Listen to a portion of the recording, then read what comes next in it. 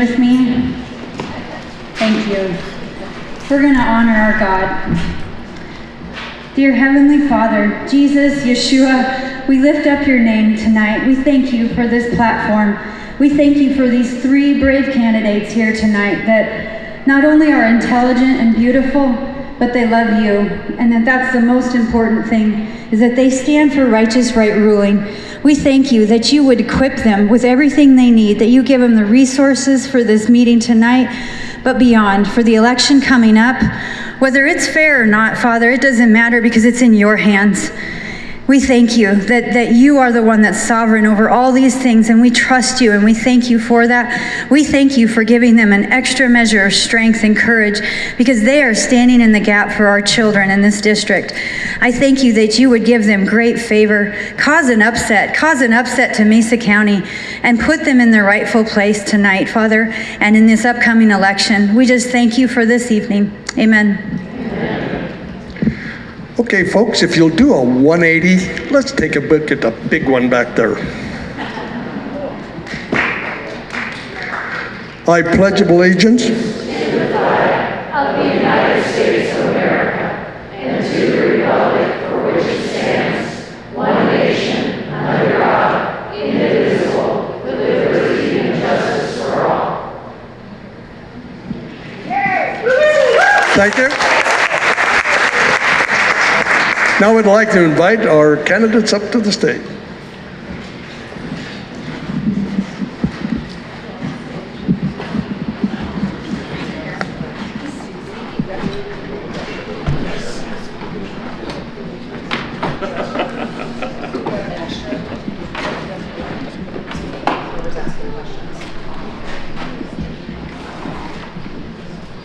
You get a shirt too? Yes.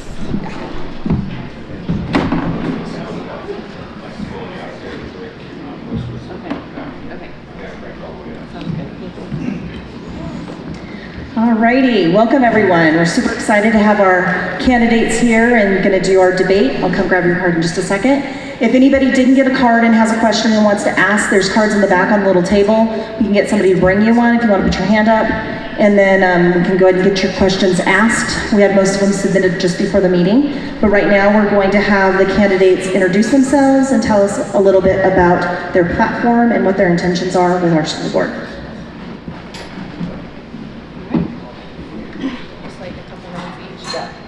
All right, can you hear me? All right. My name is Andrea Heights. I'm running for school board, District C. Just a quick public service announcement. The districts don't really mean anything for you all. They really only mean something for us candidates who are running. So I know that this is redundant for those of you that have heard us say it before, but you will be able to vote for all three candidates when the ballot comes out. So don't worry about the districts. All right. I am actually a Grand Junction native. I went to Fruitvale, Bookcliff Middle School, and graduated from Central High School. Go Warriors, woohoo! And we're gonna keep calling it the Warriors. So, yes, thank you. Yes. I'm a mom of three. I have a 17-year-old, 15-year-old, and a 5-year-old. The older two do go to a D51 charter school at their request. That's where they wanted to go. And my youngest actually goes to a private school because last year I had to make a decision about him starting kindergarten, and if the district was not going to be optional on masks, I was not going to have my 5-year-old going to school in a mask. So I opted to.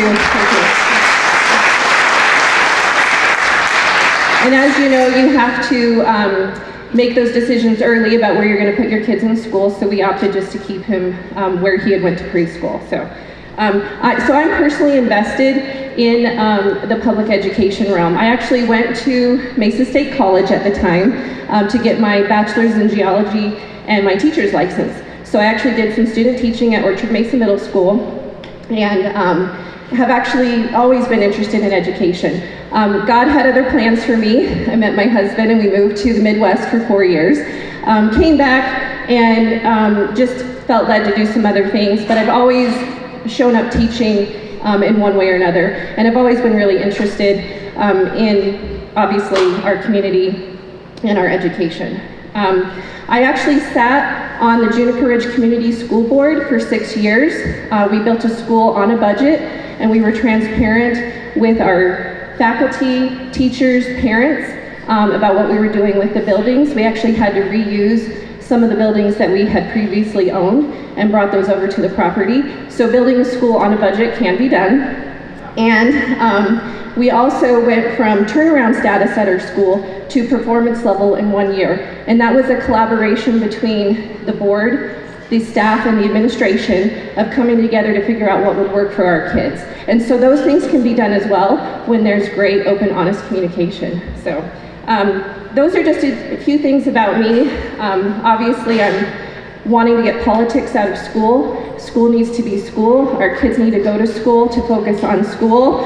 I don't know how much more I can say it. Like, let's just let school be school and let the kids be there and enjoy it. Let our teachers enjoy it and have the joy of teaching our kids. When our teachers are tired and exhausted and not sure what they can say or what they can't say, that's going to show up to our students. And so we've got to remove those barriers as a board and get those things back to just school being school. Again, Andrea Heights, District C for School Board.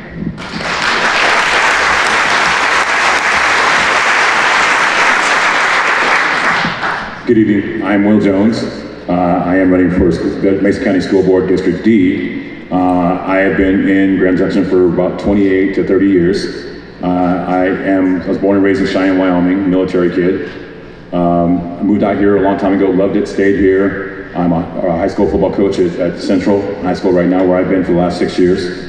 I've been involved with our youth for over 15 plus years. I've been coaching little kids. I've worked as a residential supervisor in a treatment center, so I've seen all aspects, from good kids to the bad kids to kids that just need help.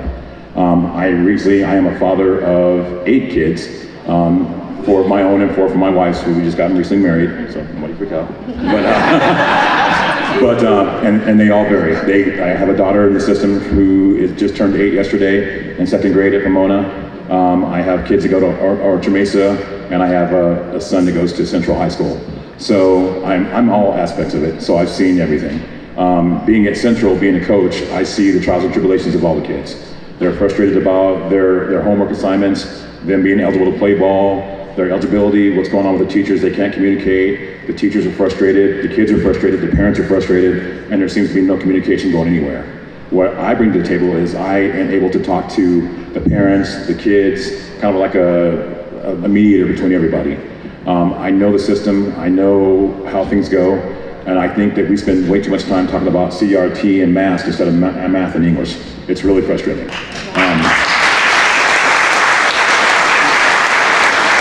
There's so much going on right now with everybody talking about color and this and that, and for me, education didn't see a color. It should be the color of your diploma when you graduate from school. That's the only color you should see. What I intend to do is, get us back to where we used to be. Figure out ways to get our kids learning the way they used to have fun coming home from school and learning about the better things in life. Not worrying about what a teacher's telling you, what you need to do, and this and that. The teachers need to learn how to teach and stay teaching and have fun teaching with it and working with our parents and involving everybody. Our school board needs to be involved, our teachers need to be involved, our parents need to be involved, and I plan on trying to find a way to bridge that. So once again, I'm Will Jones, District D School Board.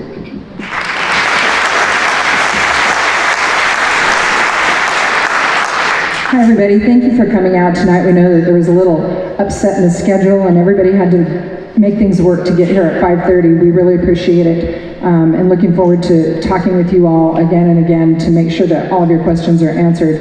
My name is Angela Lima. I'm running for School District E here in Grand Junction, and I grew up in Moab, just a little ways over the hill to Grand Junction. Spent lots of time here, lots of family here. Came here and went to cosmetology school. After that, moved to Denver for about 20 years. I was a salon owner, manager there during that time. During that time, I also went to work for a major hair care company. And that's where I really got involved in teaching. It's where I really learned how to teach.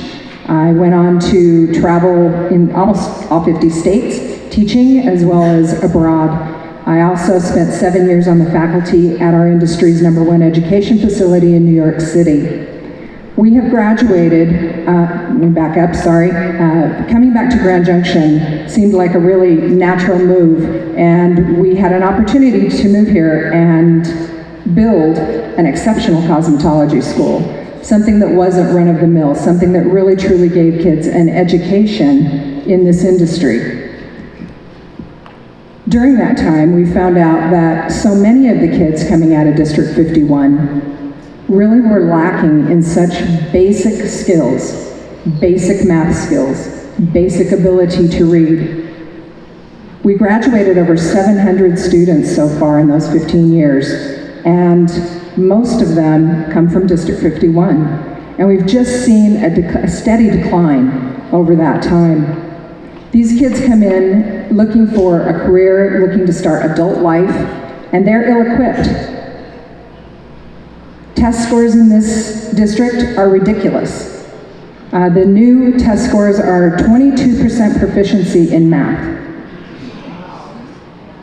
33% proficiency in reading. So when kids come to our school, we're not only having to teach them the skill of the trade that they want to learn, but we've got to get them on track for their life and get them ready for adult life. Everybody wants their kid to go on and do something great, have a better life than they had. The first thing that we do is you're going to need more education, right? I mean, everybody wants their child to go to college or go to a trade school, some way to make their life easier, better. Oftentimes, when these kids come to a school situation, they don't have the money to pay for it. Parents don't have the money to just write a check for tuition anymore. So the first thing we do is ask kids to take out a great big fat student loan. And what we have found with these kids is they don't even know what interest is. They oftentimes have tried a year or two at college, and they come in and they don't even know how much they have in student debt already, let alone how much their payment is going to be once they have to go back into repayment for those loans. So it's really important, I feel, to get back to just what Will said, a real foundational education. Let's worry about if our kids know how to do math, if they have the skills when they graduate from District 51 to go on to more education, onto the workforce, and just general adult life. Let's make sure they at least have those skills. During this time, I've also talked to a whole lot of teachers, and we have some absolutely amazing teachers in this district. So many of them are standing up for this community and our kids every single day, but they are inundated with stuff beyond what they need to be teaching. And we all know what some of those things are. We really need to find a way to let our teachers teach, let them give the students what they need so that they can go on and be successful in their life. The other thing I've done is talk to a whole lot of parents and grandparents and business leaders in the community. The business leaders in the community are really concerned as well because the kids coming out aren't ready to enter the workforce. If we have a strong school, we're going to be able to attract all kinds of new business, new industry into our area, which will keep our kids here in our community. So I think the greatest thing that we can do is get this school district back on track, give these kids a solid foundational education. And I think we can do that by changing the school board to reflect your views.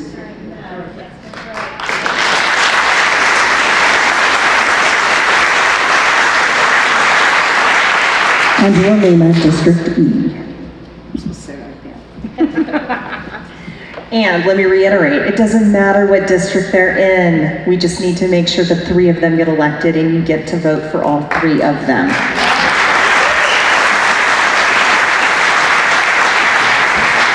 So a couple things to remember. They're going with A, A, and W for their names.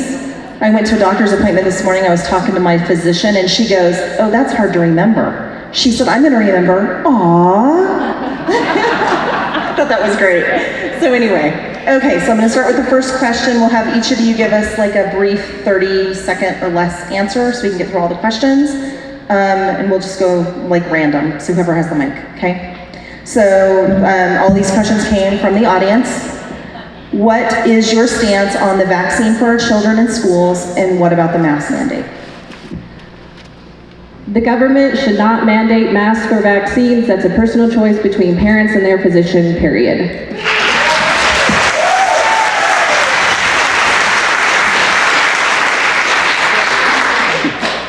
Ditto. I mean, pretty much what she said. I mean, it is a personal choice between your parents and the doctor. So we shouldn't have that right to tell anybody anything.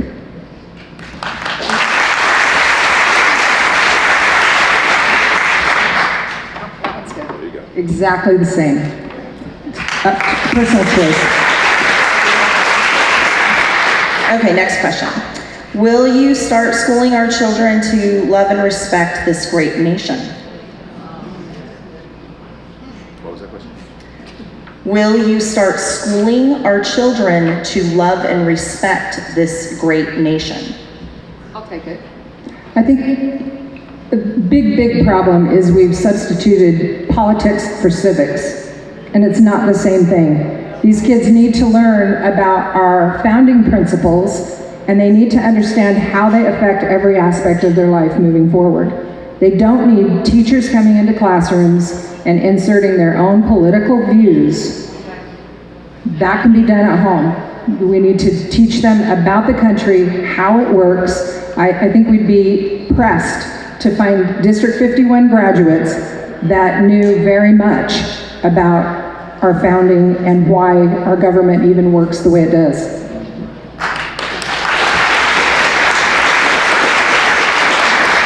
I think a lot of it starts at home as well. A lot of it starts at home. We need to start it at home, but then we also need to put it back in schools.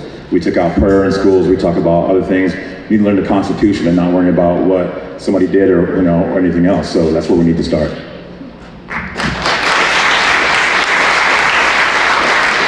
Yes, I would agree with Angela and Will. The revisionist history that's coming out with the 1619 project, it has no place in our schools. We need to learn our history, both the good and the bad. It's not to sweep things under the rug. We actually heard it described to us as sanitizing our history. We learn from World War II, right? We learn from what happened with Hitler. We learn so it doesn't happen again. And unfortunately, if you've read 1980, we need to read books like 1984. Thank you, Mr. Felt, for doing that in your class. We have an amazing teacher in the audience. And other books that actually teach our kids, like Angela said, civics and what other countries have done that don't work and oppress people. And unfortunately, we're seeing it kind of play out right before our very eyes. So we need to remember why we're a great country, why our founding fathers got away from, Britain and Europe and what was happening there. And we need to remind our kids that, because in history, when you pass it down from generation to generation, there's a blessing that goes with that when it's honored and when it's remembered. And we've just gotten away from that completely. So yes, we need to get back to teaching our history as it is.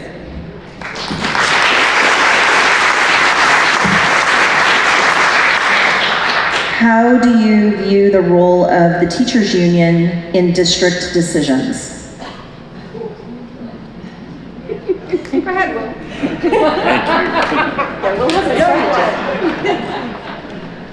It could be hurtful and helpful, to be honest with you.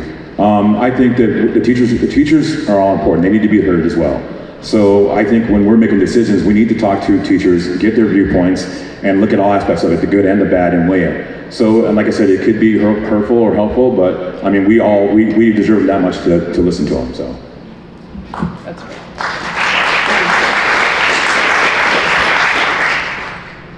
The problem that we see with organizations like that have moved forward, whether it's teachers unions or others, is that they become politicized, and then they have a certain agenda that they want to push. I believe the original intent was really to look out for our teachers working and for our students, and that's where a lot of things start. Unfortunately, we've gotten away from that. The collective bargaining agreement that we have with the union definitely needs to be looked at.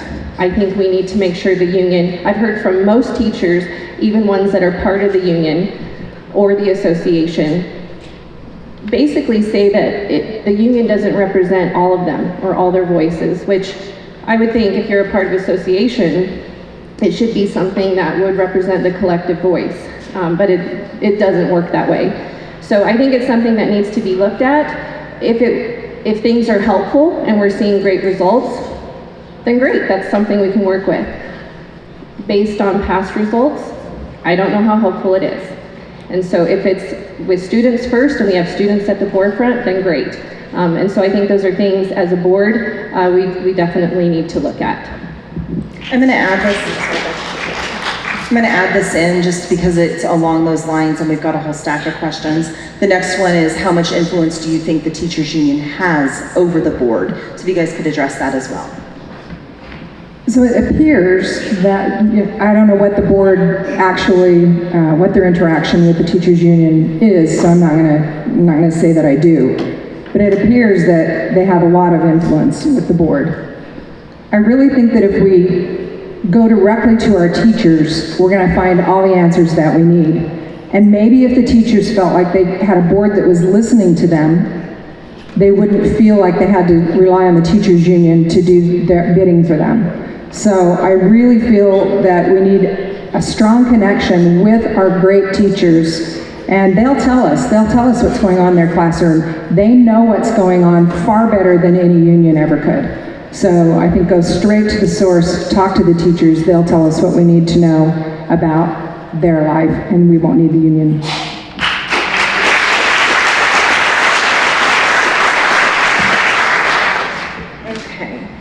What are the 3 most important ideas you intend to bring to District 51 to promote education of our precious children?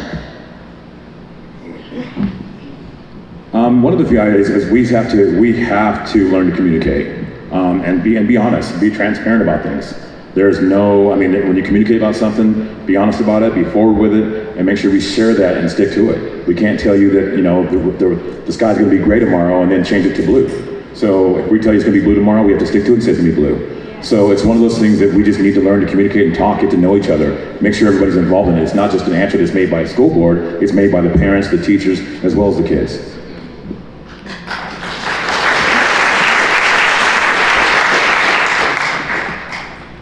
It's funny that, so the question is, what 3 ideas would you bring? I almost feel like we need to get things out of the way. Let's get politics out of the way. Let's get barriers out of the way with our teachers. Our teachers' workloads are way too much, and the students, the amount of students we have in the classrooms are way too much. The problem is we can't hire enough teachers to get in to reduce the class size.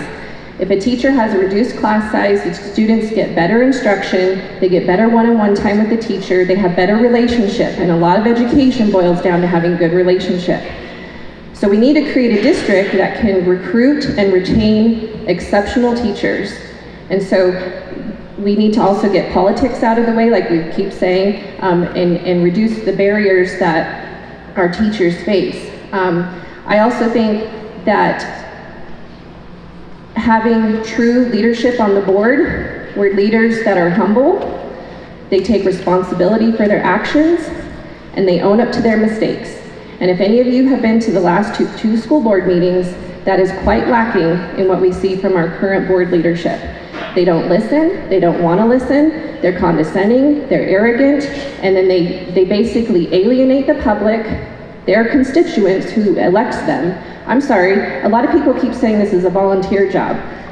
I could go volunteer and do a lot of other things, people. It's like, this is not a volunteer job. We are elected officials representing the people who put us in office. And you are there to do a job. And if you don't want to do it, then get out of the job.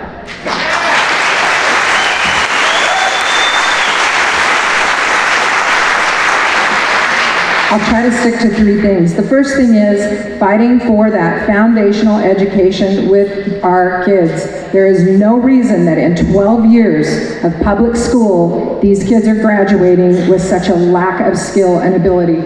The second one is listening to our teachers. Again, I really think they're the key. We have some fabulous, fabulous teachers. Find a way to encourage them and to reward for a job well done. Instead of just rewarding across the board, find ways to reward based on the outcomes that they're getting with our kids.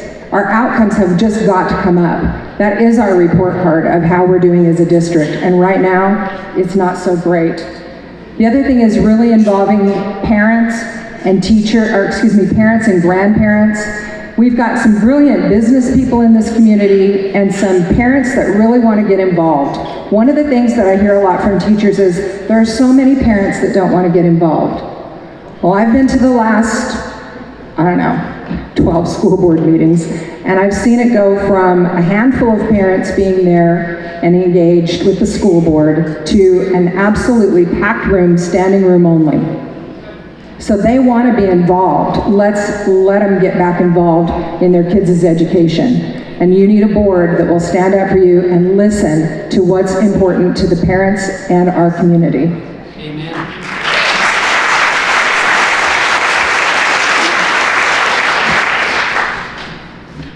What do you think about the 90-minute class periods? 90-minute class periods?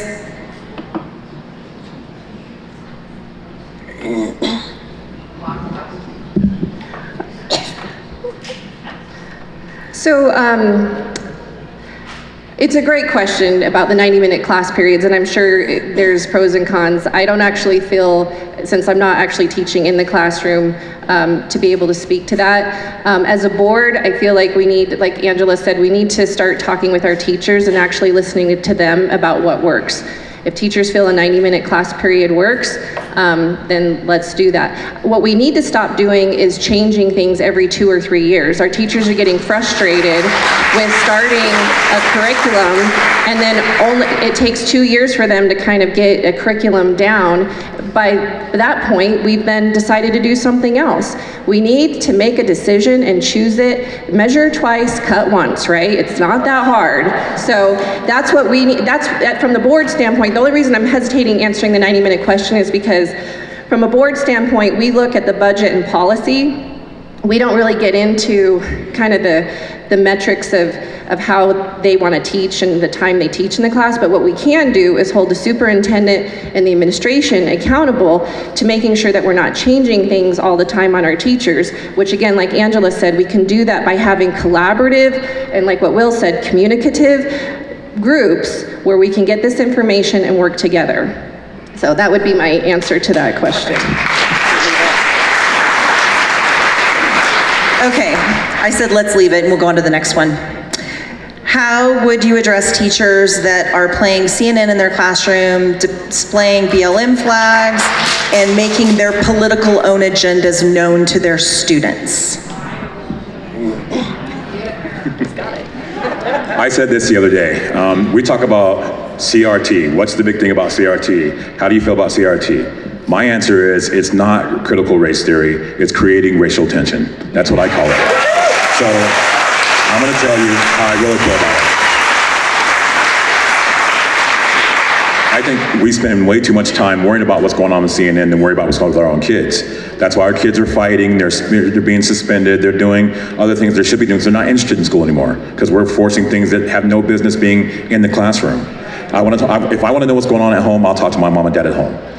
We talk about the news at home, that's different. But school is made for education, and learning about those kind of things in school doesn't need to happen. My 8-year-old doesn't need to learn about what's going on in CNN. She needs to learn how to count to 10 or multiply by 20 or whatever. Those are the things she needs to worry about. The other stuff like that needs to be brought up at home with your parents. So those things don't belong in the school. CNN doesn't belong in school. If you want to teach about it in college, by all means, that's college. But as long as we're worried about elementary school, kindergarten, first grade, middle school, high school, we need to worry about the things that matter, and those things right now don't matter.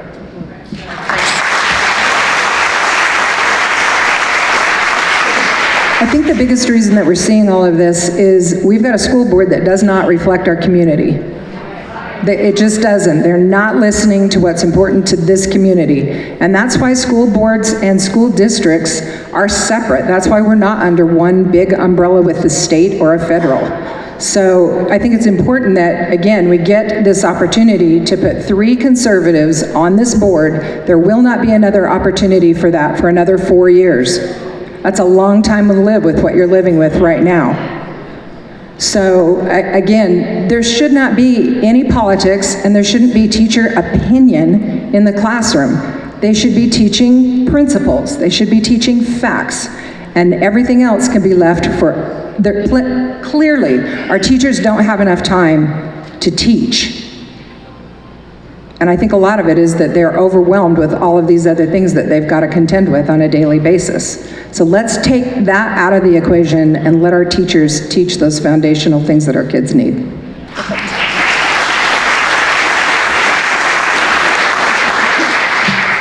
Will you work to reverse the type of sex ed that is being taught in District 51, which is way too graphic right now?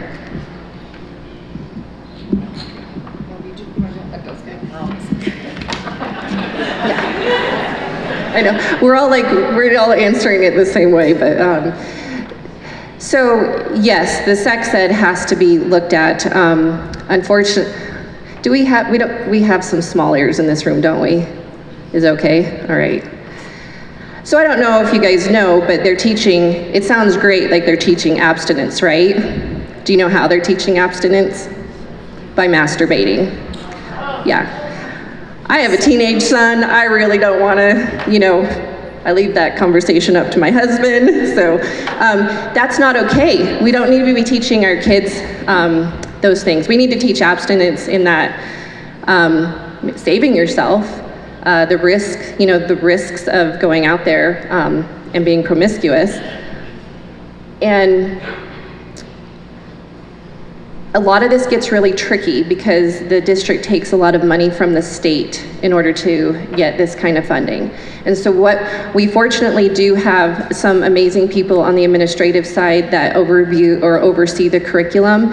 And that's actually one of the roles or one of the things we'll do as a board is get in and meet with those people, because we need to know where these decisions kind of get funneled through. And then just, again, holding superintendent and administration accountable to those things. So yeah, we don't need our kids reading graphic novels. I mean, again, those types of conversations need to be at home. And so here's the thing too, Lord willing, the 3 of us will be on the board in November. We still need you guys to show up to school board meetings. Having sat on a board can only do so much. We have to hear from the community. When the community is voicing things, please don't just be like, oh, it's great, we got our people in there, or the people that we like. You still have to show up and tell us what you think, because it's really the power of the people. And I know that might sound cliche, but it really is. And so as you guys show up, month after month at those board meetings and voice your concern, it gives the board the power to be able to move forward and do those things, because we're listening to our community. So it's a tricky question, but we got to get the graphic stuff out of there. I personally think sex ed needs to just be taught at home, and I don't think we need to have, it puts our teachers in a really weird predicament too, teaching sex ed, because now it's gotten really complicated. So we'll just say that. So that's my thought on it.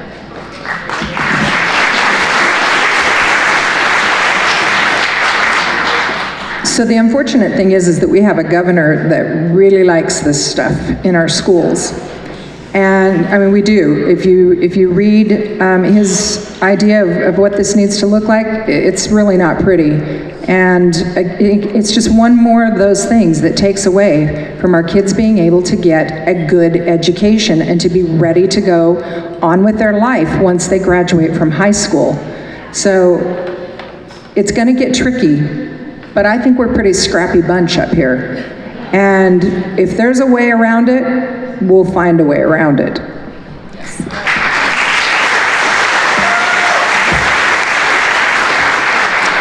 Where do you stand on a 4-day school week?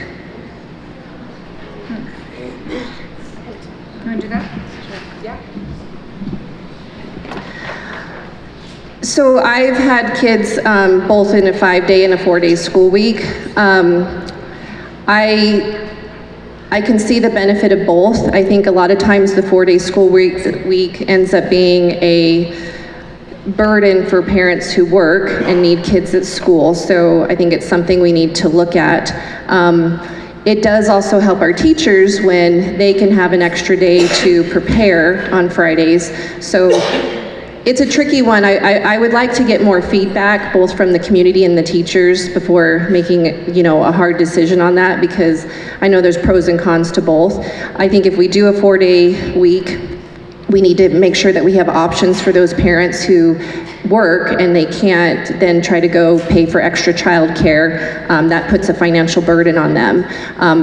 Also, the 4-day week gives our teachers some extra planning time, which if you talk to any teacher, they're working into the wee hours of the night, getting probably barely 5 or 6 hours of sleep, and then getting up the next morning and doing it all over again. So I'd like to find a win-win on that one, both for the service of our students and our teachers, and not to put too much of a burden, or any burden on our parents with the way it works. So I'd like to collect more information on that. So.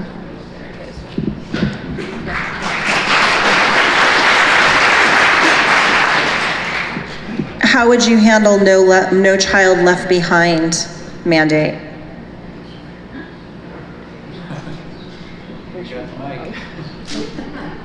Go ahead, Will. You want to do it, Andrew? Tired it? Okay. So there are a lot of things.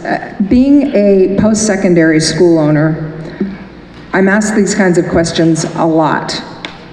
And there are a lot of rules that have to be followed regardless. It was very interesting to see how our budget gets broken down, how the money comes in.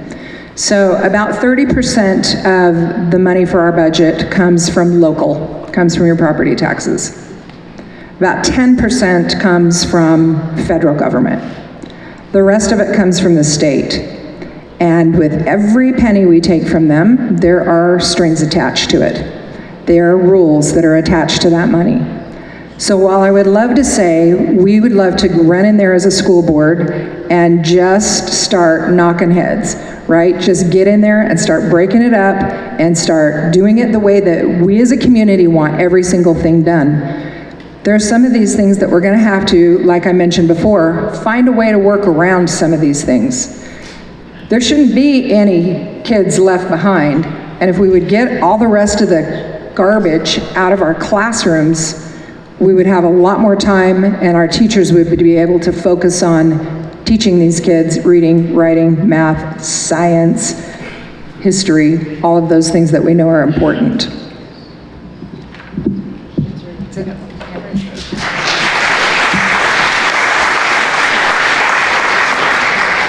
So the idea between No Child Left Behind, when George Bush was in office, I think the intent and the idea was great, but anytime government gets involved, they totally mess things up. So, between wanting to get kids, we then get we overregulate everything, and it becomes too much red tape and bureaucracy and people at desks telling teachers what to teach and what to do.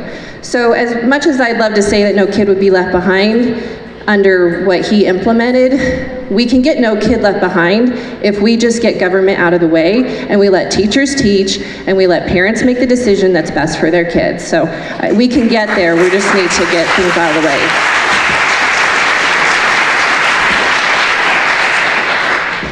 way. Will you support and promote parents and grandparents to be able to go back into the classrooms as volunteers and aides in our district?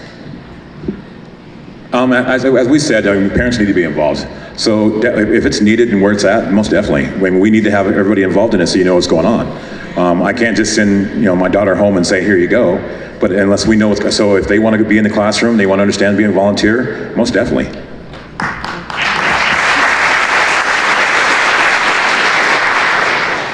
So we're getting into dangerous, tricky ground when we don't want to have parents or teachers parents or grandparents in a classroom. And I know we have a lot of great teachers that I know we can trust in the classroom with our children. I think last year when we heard teachers having to do things remote, a lot of parents' eyes were opened as to what teachers were actually saying, right? So if we do not get parents and teachers, parents and grandparents back in the classrooms, one, it's a huge help for parents, or all right, okay. I'll just say parents, but please know that that means guardian grandparents. I'm trying to say too many words here.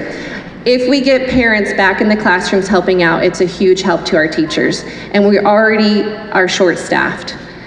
We are short-staffed with SPED programs, and so any help we can give our teachers is imperative. It also creates a certain amount of accountability when there's other eyes in the classroom seeing what's happening. And I think that's good. Honestly, if I were a teacher in a classroom, just because of the way things are going, I'd probably want to wear a body cam like a cop, to be quite honest. I mean, between what kids say or do or what they could accuse you of, I just think it protects everybody. I don't know if we can or will ever get there, but I think we need to have the accountability that there's instruction happening in the classroom, and so we need to get them back into the school because it just creates good morale and energy having the volunteers and the people back on campus.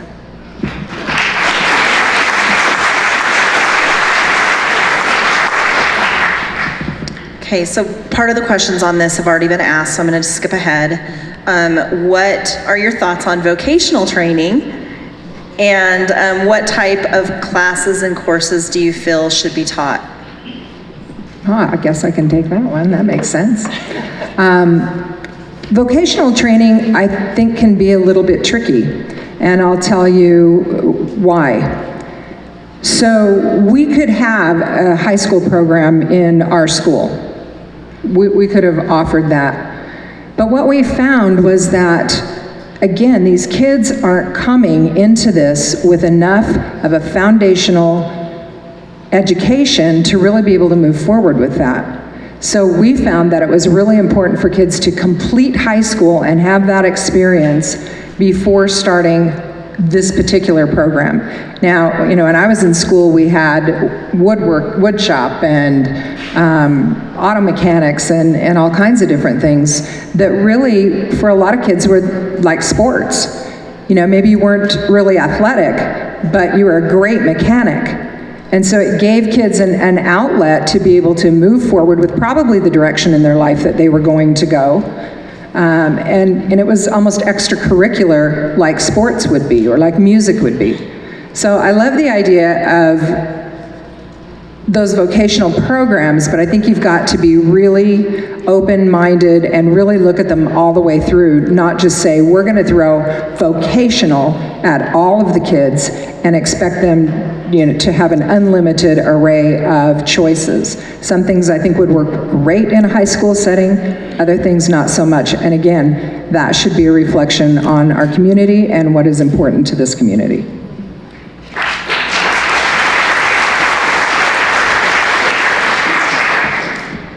What is your action plan for removing communism from school? What metrics will you use for monitoring, measuring, analyzing, and evaluating performance? We have to have accountability. There is no accountability whatsoever. And that includes us. I mean, if we're not doing the job we're supposed to be doing or held by, we have to be held by a standard as well. So if we're not doing that job, then we need to be held accountable. But right now, it's a battle of egos, excuse me. My ego is better than anybody else's, I'm better than everybody else, and that's the way it's not supposed to be. We want to step in, we want to look at all the programs involved, we want to break down each individual, every single program there is, and go through everything, the budget, teachers, staff, everything. We want to look at that and figure out what we can do better. We want to look at what's going on in another county and see what they're doing great, and see if we can figure out if we can implement it here. We want to just make sure that we take care of our own backyard before we clean somebody else's. So we just basically to make sure that we have accountability for everything.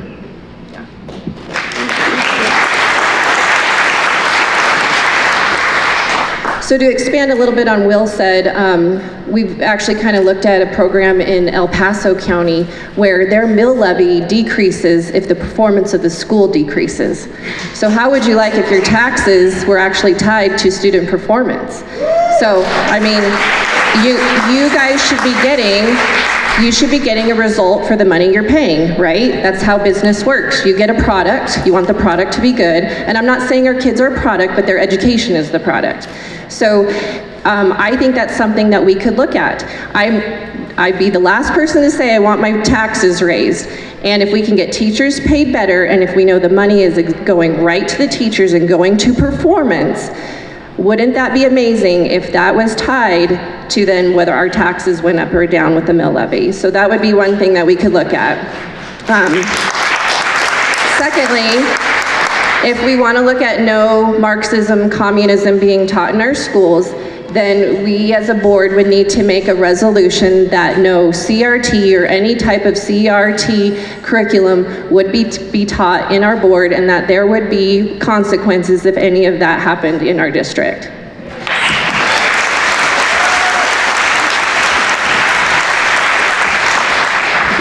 Do you approve of parents' school, and would you promote a morning prayer time? Great question. I'll go ahead and step right into that one first. I love having an idea, the idea of setting aside time. What a child does during that time, I think, has to be really, really personal. So I grew up in a school district that was predominantly one brand of religion, and it influenced through the teachers and into the classroom and into the kids. So again, I think that's something that needs to be, the specifics of that need to be a family's choice. You raise your children with the beliefs and the things that are important to you, the ideals that are important to you. Those are gonna vary a little bit from person to person. So when I think about saying you have to have this time to pray, I would want some really strong boundaries around that so that the same thing doesn't creep into that space as the CRT, the social emotional learning, and all of those acronyms that are really, they sound really great on the surface, but underneath, we're letting the school system decide what your child believes.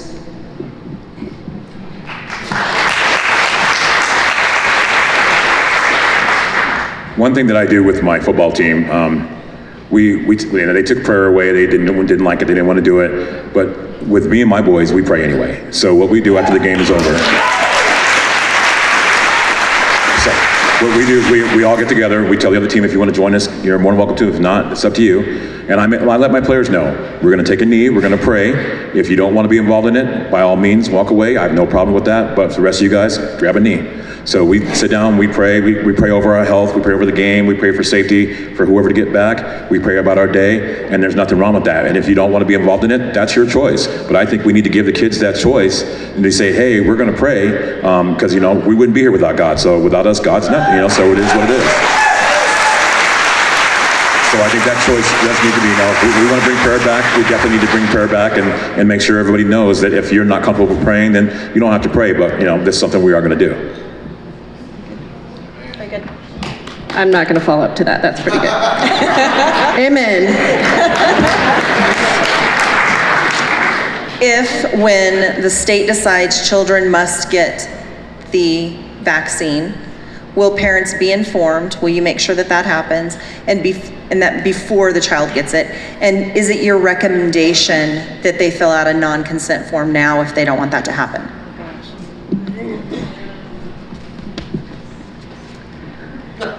Get it, Andrew. Sorry, it just makes my blood boiling to think about it. Yeah. Yes. No force, man. Yeah. Here's my commitment to you. I will fight tooth and nail, and again, we're all putting ourselves out there. There's a lot of other things I'd rather do, and I actually prayed for a week to ask God to take this away from me. I literally felt like Jonah, and I know I can say this in this company here because I had to pray about it. I was sick to my stomach for a week and couldn't sleep because I felt like Jonah. I was like, I know I need to go to Nineveh, and I really don't want to. The people are not nice, and the minute he's like, just take the next step. And I was like, I'll take the next step. And then that's when I found peace. And he's given me a peace and a boldness as I've walked through this. So my commitment to you and any other parent, and whether you have faith in Jesus or not, that I hope you do, because with the way the world is, that's the only hope that we have. But if you don't, I'm going to still fight every day for people to have the freedom to choose. And if I find out that there is one teacher or one administrator or one person who's coercing or puts a child in a situation without a parent's consent, I can tell you that all hell will break loose from this mama.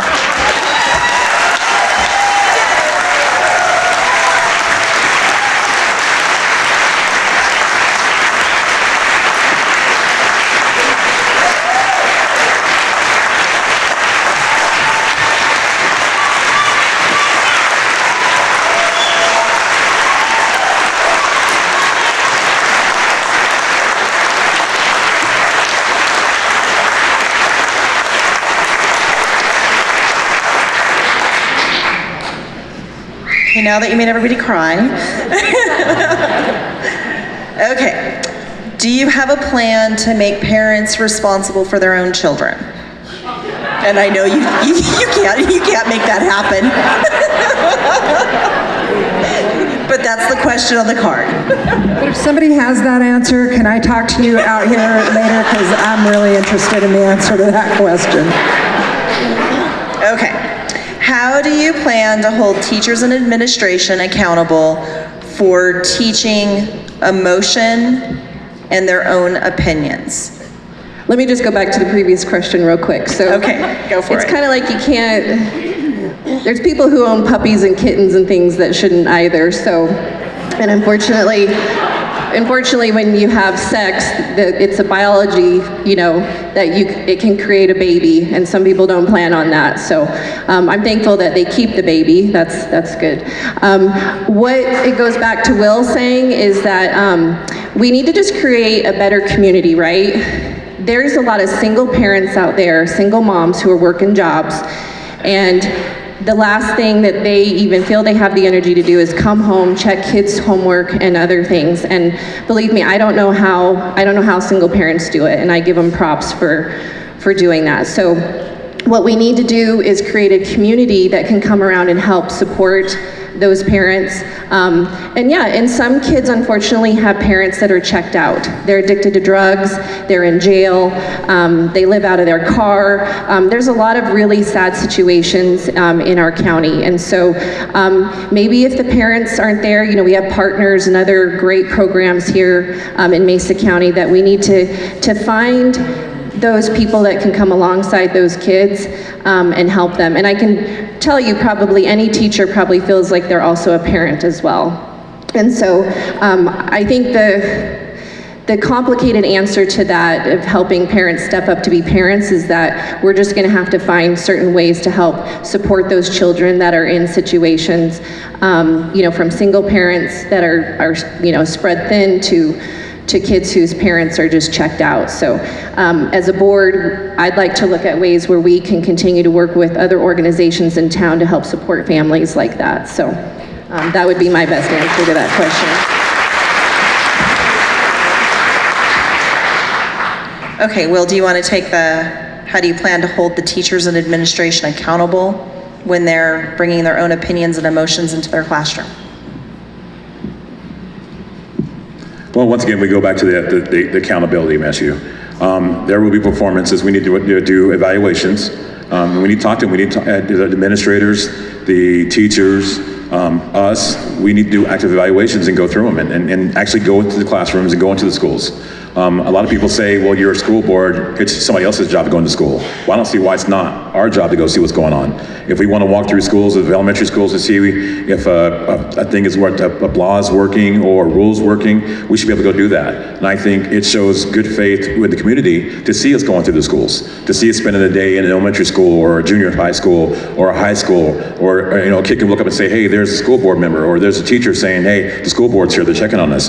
Those things hold everybody accountable. If nobody's watching, the kids will do what they want to do, and we all know that as kids. When mom and dad's not around, we play around, watch TV, stay up late, do whatever we want to do, but when mom and dad's home, we pay attention. So that's the way we look at it as a board. If the board is around and present, the teacher's gonna do what they're supposed to be doing. The administrator is gonna do what they're asked to do. So, and then if they're not, then there's that accountability, well, you either need to crap or get off the pot, so.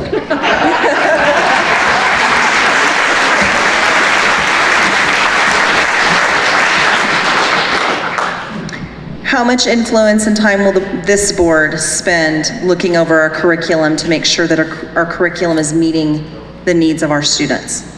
Well, clearly it's not.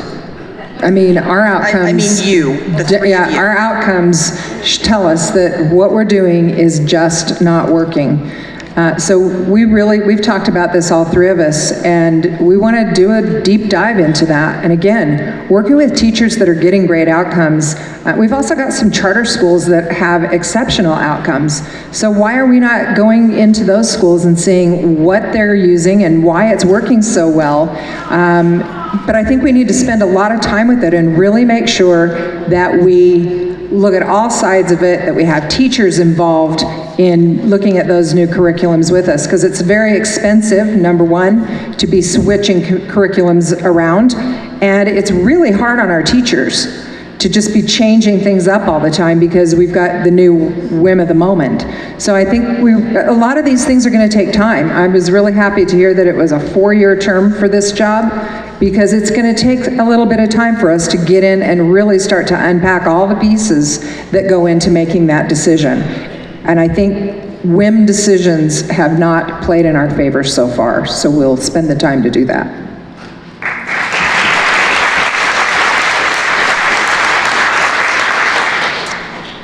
Will you actively work to get rid of all the CRT training that is being provided to the teachers? I think that is, it's such a huge question. We've actually met with some of the administrators, and one in particular told us that he didn't know what CRT was. And I thought, wait, this is your business. How can you not know that it's everywhere? In the news media, social media, on people's minds. There are so many insidious little pieces that go along with CRT. So we're not teaching CRT in our district. They're not. It's a course. We're not doing that particular thing. But what we have allowed is, again, all of these little pieces to sneak in through the back door, and they're often clothed in really pretty colors, and they sound really nice, and it seems like a good idea. I mean, what could possibly be the problem with inclusion and diversity and equity? Except that there's a lot to it, and they've found ways to come in under the table, through the back door, and bring these principles of CRT into the classrooms, and that's what our kids are getting. They're not getting it full blown like the college course that it was designed to be. They're getting the principles of it infused into their everyday life and their every classroom, so subtly sometimes that even it has taken us a while to realize what was going on. Twisted with nice little words. Twisted, really, they take such nice little terms and then twist the heck out of them. So with us on your board, we're keenly aware of how they're doing that. We've spent a lot of time really researching, okay, we know you're not teaching CRT, but what are you teaching and how is that working? So we're aware of it. Now that we understand how they're going at this, I think we're better equipped to go in and change it.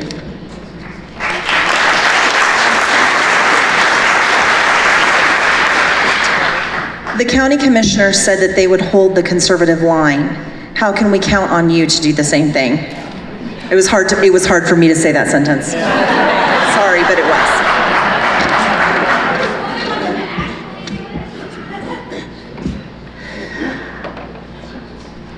Who's read the book Extreme Ownership by Jocko Willink, the Marine? Yes. All right. So here's what's a good leader. They do what they say they're going to do. They're humble. They take responsibility when they mess up. And that's a good example of a leader both for our kids and our community. I can't be up here telling you what I'm going to commit to doing for you and then put my head on a pillow at night if I've said and done something different than what I said I was going to do. That is not who I am. And right now, all of you can hold me accountable to that. I mean, take note that if it said, hey, you platformed on this and we're going to hold you to it. And that's like what Will said, it's accountability. And so I bleed conservative through and through. I mean, Jesus is in my blood and truth prevails. And so I do not want to be one thing and then appear to be another. Truth will come out of my mouth. I may mess up and I'll own it.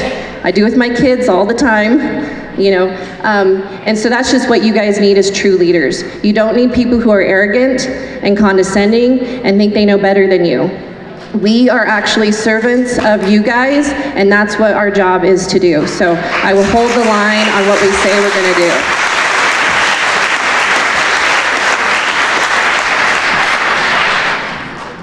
So as a football coach, I kind of go through that every single day. So what am I going to do? I mean, I tell my football players, I'm your coach.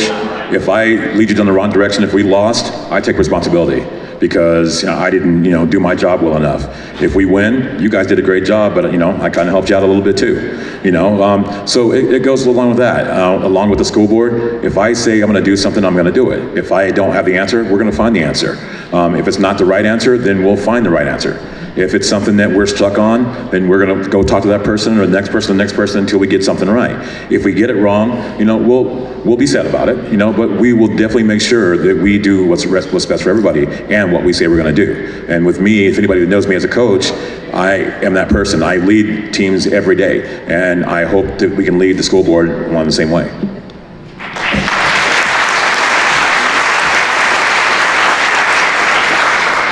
So this started for me on New Year's Day.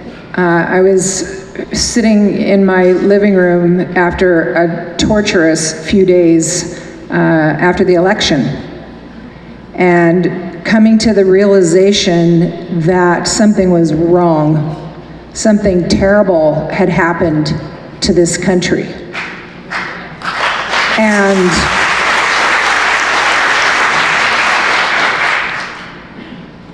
And I made it may have been a mistake, we're going to find out, but I made the mistake of asking, what can I do? What can I do? I don't want to sit on my couch and talk to my family and talk to my close friends that are completely like-minded. They're already convinced, I'm not going to change anything by doing that. And I said, what can I do? And I got introduced to this group. That was my first hint. And, for those of you that were here, there were about maybe 30 of us or maybe 50 of us tops that were coming together every week. And I got really impressed that they were looking to what can we do? They had a voter integrity team started that was going to go after what the heck just happened to us. They had a school board team. They had the foresight to say, in 8 months, 9 months, we're going to have to be vetting some people out of our community to go in and take on these roles and support our belief system and support the things that are so valuable to us. And so again, I said, what can I do? And it just kept coming up again and again. The school board may be the one small thing that I can do. Right after that, Trump was on the radio or something, and he goes, the thing that you can do is run for your local school board.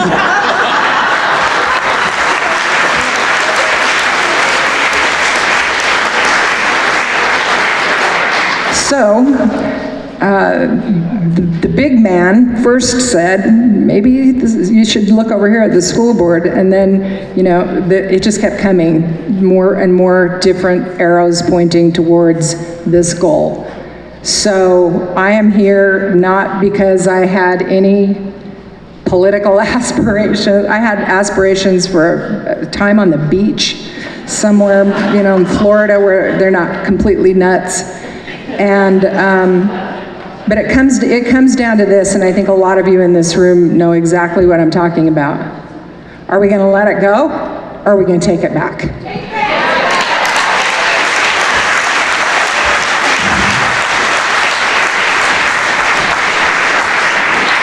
Okay, that was our final question. So I want to thank all of you for coming out to answer questions and putting yourself out there.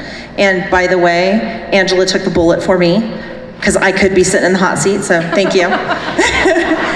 Okay, so this is what we need from you. The other side that are not here, they are liberal, they are aggressive, they want horrible things for our children. They have an agenda, and it's not for the education of our youth. So what we need from you is we need you to step up. There's several ways you can step up. Number one, you can step up with your checkbook. Our candidates need funding so that they can get advertising out there, so that they can pay for their supplies, so that we're able to do the work for them to get them elected. So we need your money. Angela Lima, Andrea Heights, Will Jones.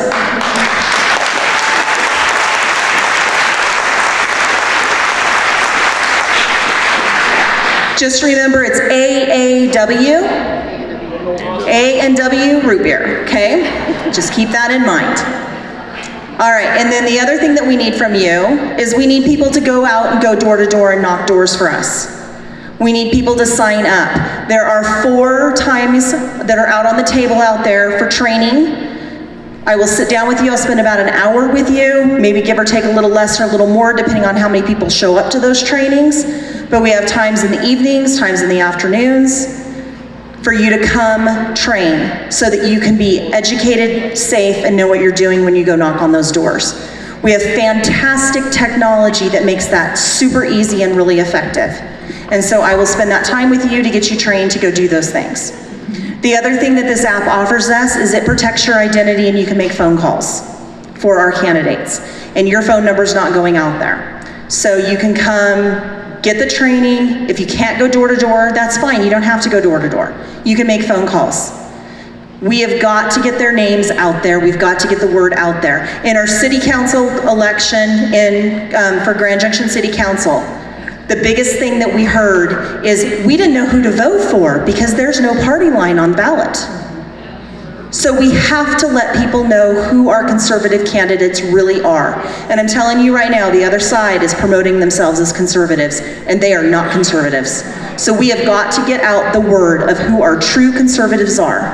Another thing that you can do is you can ballot harvest. It is legal in the state of Colorado to pick up and bring in 10 ballots for your friends and your neighbors. And there's lots of people who are able-bodied that are just flat lazy. They're not gonna fill it out, they're not gonna drop it off. So we need your commitment that you're going to harvest 10 ballots and bring them to the polls, okay? So those are the things that we need from you. So if you would please take a minute before you leave tonight, go sign up on the sign-up table out in the entryway for a time to come train. If none of those times work for you, my schedule is very flexible. I will work with you to make that happen. Okay, so those are the things that we need. Can I throw one more thing out there? Yes. So we've all been so concerned about voter integrity, and I'm hearing noise from conservatives and Republicans that, well, if the vote's rigged, I'm just not going to do this anymore. I'm not going to vote. Well, that's a sure way for them to win. It's an absolute guaranteed way for them to win, especially a small local race like we're going to have.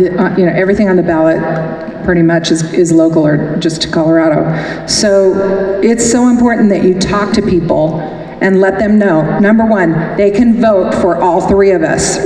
Doesn't matter where they live, nothing else matters, they can vote for all 3 of us. And it's so important that every conservative, every independent that wants conservative values represented in your school board, that they get out and do it, that they get out and vote.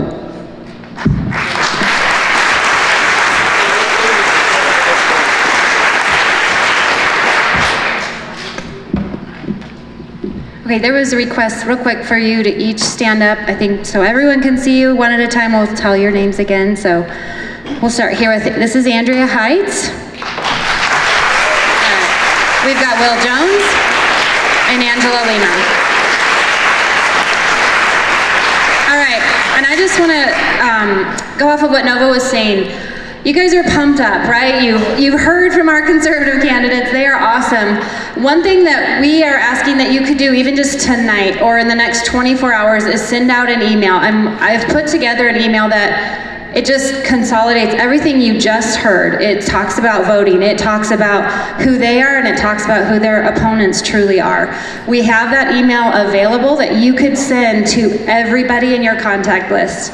This is a packed room, all right? Just think about the reach that we could have if you each sent it out to 50 or 100 people and they sent it out, you know, we could easily reach half the people in this valley. So that is the idea. If you signed in on the way in, your email, check your email. You'll be getting an email from Stand for the Constitution, or it may come through from Mesa County Concerned Citizen. It will also be posted on the Stand for the Constitution website. You can come to that website, grab that document, and then blast everyone in your contacts with that. Check your spam folder though, for the Stand for the Constitution or Mesa County Concerned Citizen. It might go straight to spam, but that's one thing we're asking you to, there's nothing easier than clicking everyone in your contact list and hitting send. So that's one simple, free, easy thing you can do. The next easiest thing is writing a check. All right, after that, it's boots on the ground, and we do need all of those things, but we're just really pushing that email for tonight, so. Thank you. Thanks, Kendra.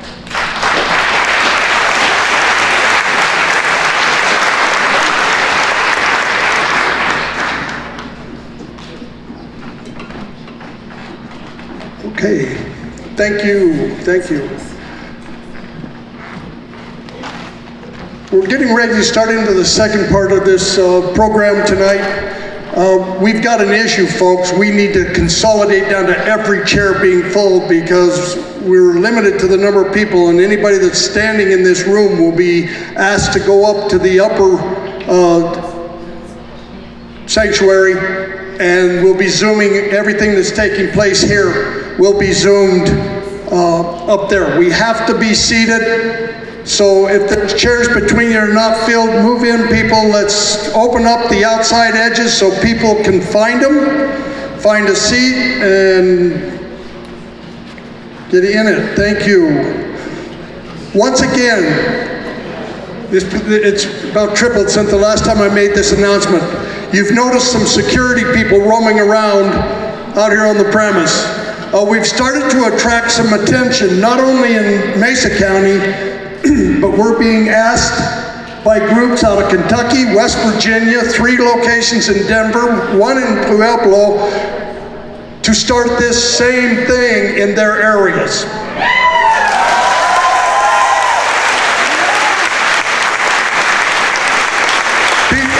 People are noticing. People are noticing. It's in the numbers, folks, and we've got a group in here that is fighting for their jobs, they're fighting for their livelihood with the no forced vaccinations. My wife is one of them. We've got to start supporting it.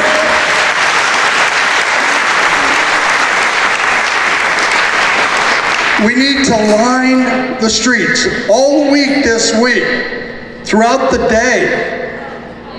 They are meeting on 7th and Patterson. If you've got some time, lunchtime, anytime, retired, we need you up there. We need you up there with your signs. They have signs, and medical people, bring some more signs because I think some more people are going to show up.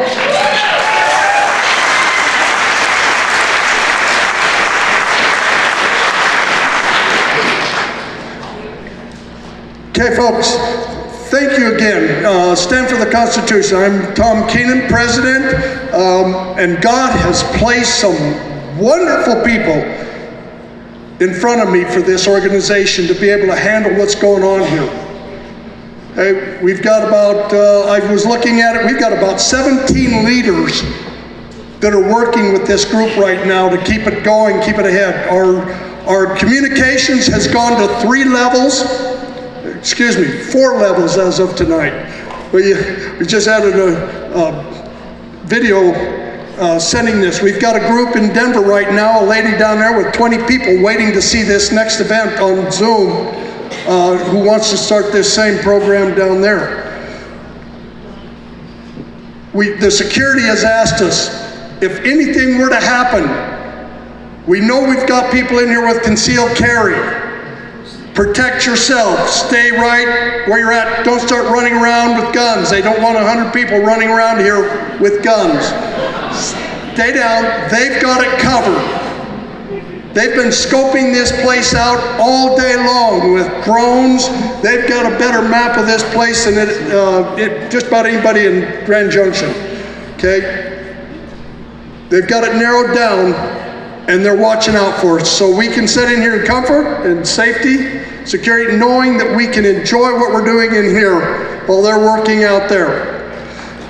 Good, thank you.